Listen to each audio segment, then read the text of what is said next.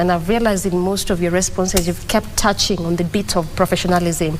And on December 9th, EBK did release a public notice for those engineers who are, quote unquote, masquerading as engineers, but they are not. They are fake engineers, but they use the title engineer. How do we curb this issue? Because right now you go to the market and everyone is an engineer. Everyone calls themselves an engineer of something, just they're engineering. How do we deal with this issue? Because then also it will become difficult for you to really decipher the real one from the fake one. Sorry, Doreen, I think it is very easy for us because, as I said earlier, we have a regulatory body.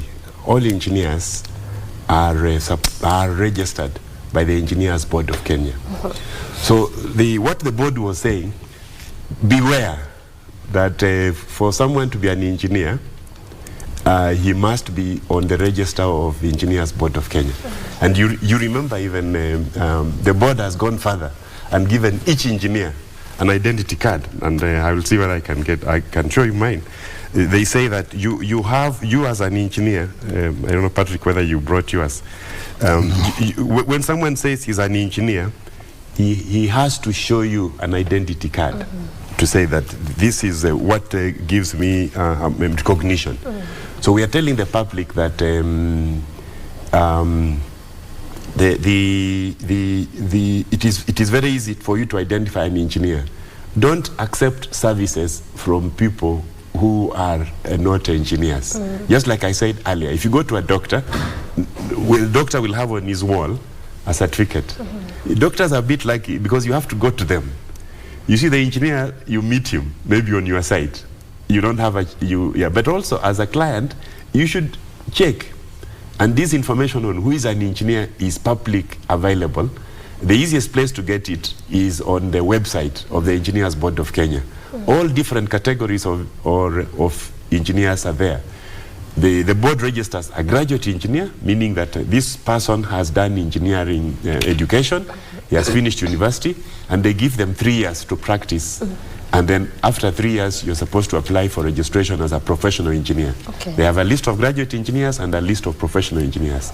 After you practice for some time as a professional engineer, you are now supposed to be able to upgrade to a consulting engineer, meaning that you can now set up a consultancy practice, and you can also employ other engineers under your arm to do work as a consulting engineer. They also have a list of all consulting engineers. And then there is now another category of accredited checker, meaning that for review of other people's work, we have also these people who have now specific knowledge, you know, engineering is wide. You would probably, you heard generally about a water engineer, a highway engineer, a structural engineer. So now these are specific specialities of people that in case you have this need, you look at this list. So this information is publicly available. And every year, the board actually publishes a gazette notice. By March every year, they publish a gazette notice listing who these people are and the different categories. So what the board was saying, be public, please beware that there might be people coming to you as engineers.